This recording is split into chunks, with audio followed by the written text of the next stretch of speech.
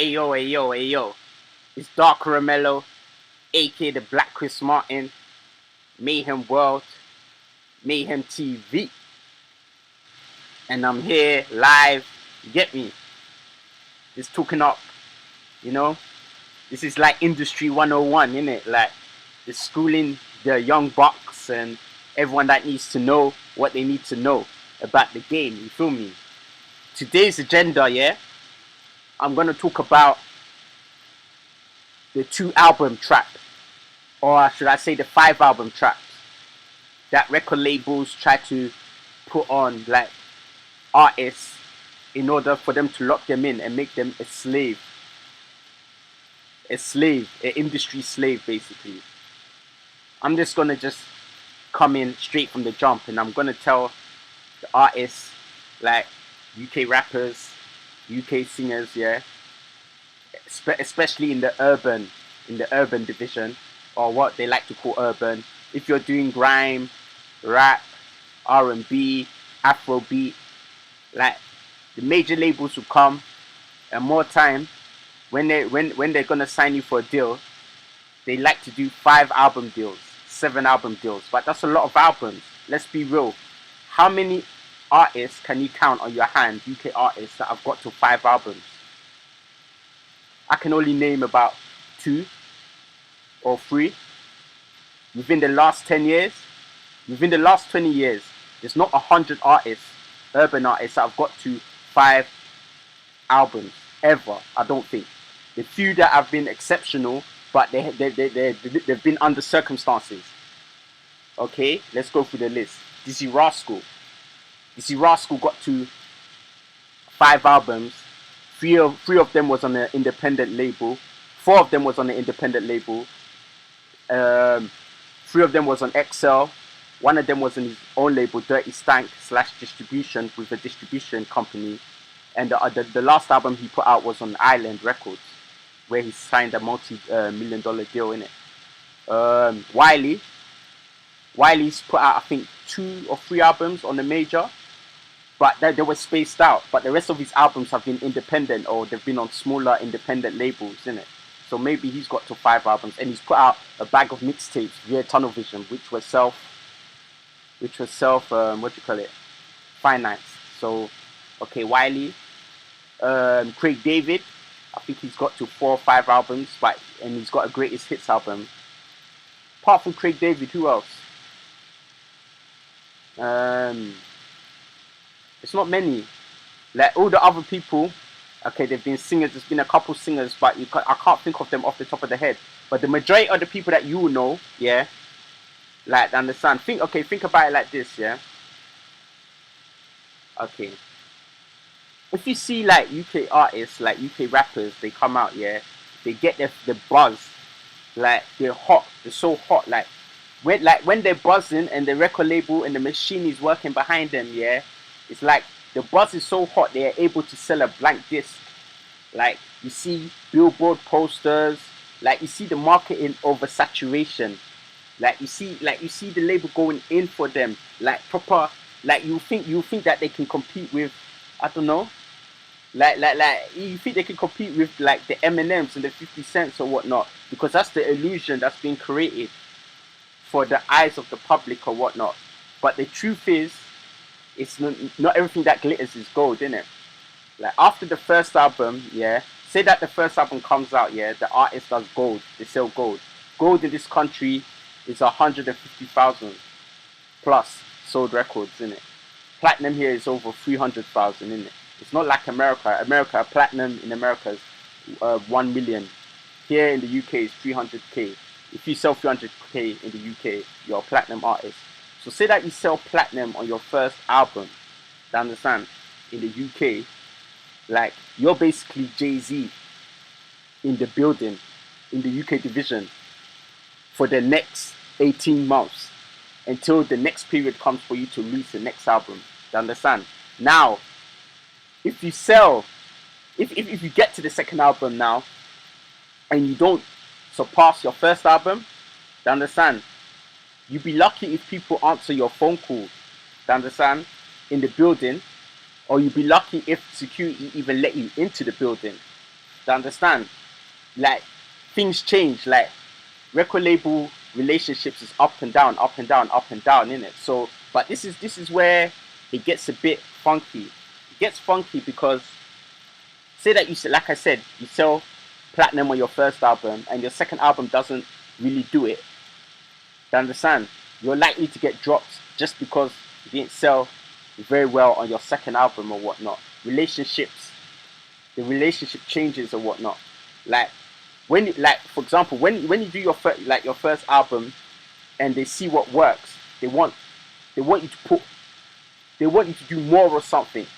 Like for example, like say that you got a hit single doing electro, you did some electro music, and the electro music was what made you bust or whatnot. Your next album, your second album, is just going to be full of electro, but you're going to be doing the electro music, but the musical taste of the audience that are listening may have changed. Electro might not be the in thing for the period for your second album.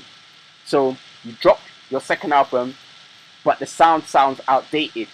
But that's not your fault. So this is where creative differences occur between the record label and the artist or whatnot. And it might get to a frustration where the artist doesn't really want to work, or the artist is trying to boycott, or the artist is just trying to protest. He doesn't want to do nothing.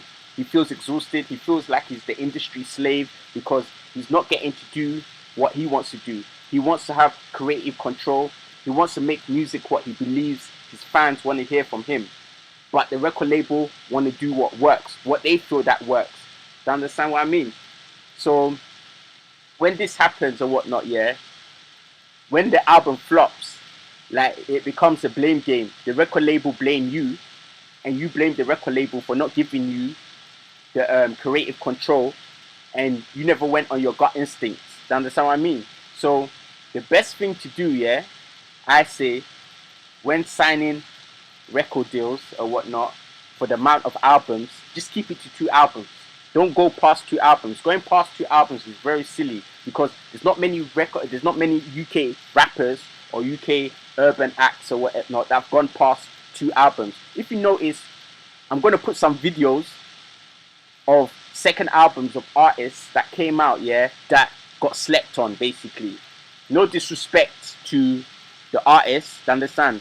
But certain artists got their second albums got slept on. This was due to the fact that like they got too saturated into the market or whatnot. And the way things move, what you have to realize is that things move slow in the UK, innit? So say that you've got a hit record, yeah? Like that one hit record, you can tour for 2.5 years off that one hit record. Because obviously you get the initial buzz where you're everywhere, and then you get the buzz after the record dies. You got smaller venues that want to see you. There's people that never saw you that want to get to see you. Do you understand what I mean? In different areas of the nation and whatnot. So you can forever eat off one hit record. However, you need to sustain. You need to sustain it. You can sustain that one hit record by putting out like smaller records or whatnot to support that one hit record. So you've got a collection of records. But now, if you've got a collection of hit records that are boom, boom, boom, boom, boom, you'll forever tour.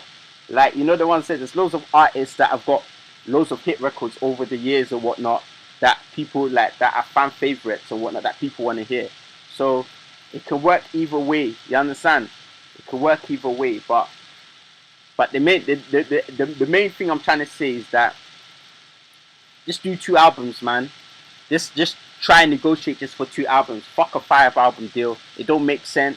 Like, if you do 2 albums and both those 2 albums sell, say you do platinum, you do gold, you do silver. After you do them 2 albums, if you wish to negotiate and re-sign again. But after them 2 albums, you probably don't need the record label again because you've established your fan base already. So all you gotta do is maintain what you have already. Do you understand what I mean? So imagine you sold platinum on your first 2 albums, and then your third album is done independently, and you pay for your own PR, you pay for your own record, your radio pluggers to push your records or whatnot, and then these singles actually chart, and then you drop your album and you do good, yeah. say that you were getting like 25 pence or 70 pence, or you're not going to get 70 pence on a major from your album, but say that you were getting 25 pence or 15 pence or whatever for your album. You understand? And then you put your album out you put your third album out independently, and the album sold silver, or it sells gold. Yeah, you're going to be rich. You are going to be so rich. It's unbelievable. That's when you have it. You'll be able to create your own industry. You'll be able to administer your own publishing. You'll be able to open your own studio. You'll be able to sign new acts and whatnot, and you'll be able to change the organizational culture within the record industry within the UK. Because you have to bear in mind, the UK is not like America.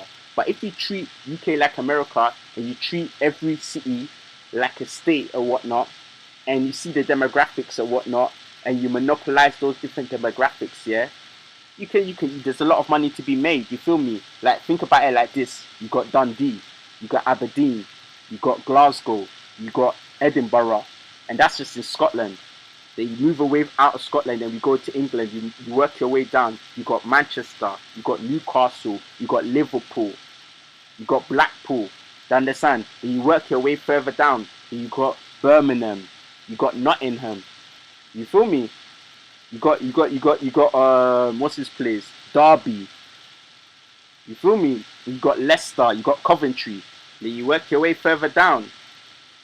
You understand? If you want to go to the southern regions within the M25 radius or whatnot, you got Brighton, you got London. You understand? You got Surrey. You got all these. You got Hampshire. You got all these different areas and whatnot where you could be penetrating and promoting and making yourself a staple house within the game. You understand? So listen to what I've said. Take all the information, take it on board, absorb it. You understand? Really think about what you're doing. When the opportunity comes to sign a recording contract for albums or whatnot, just sign for 2 albums. Don't do more than 2 albums, man. If you do the 2 albums and the 2 albums pop, you understand? Then renegotiate if you still want to go the major route. But if you don't want to go the major route, go the independent route and just become rich. That's all. Dark ROMELLO, aka the Black Chris Martin, Mayhem World, Mayhem TV. Subscribe to my channel, youtube.com/Mayhem World, or just go to mayhemtv.co.uk. I'm on fire right now. I'm feeling like the UK Puff Daddy. Take that, take that, take that.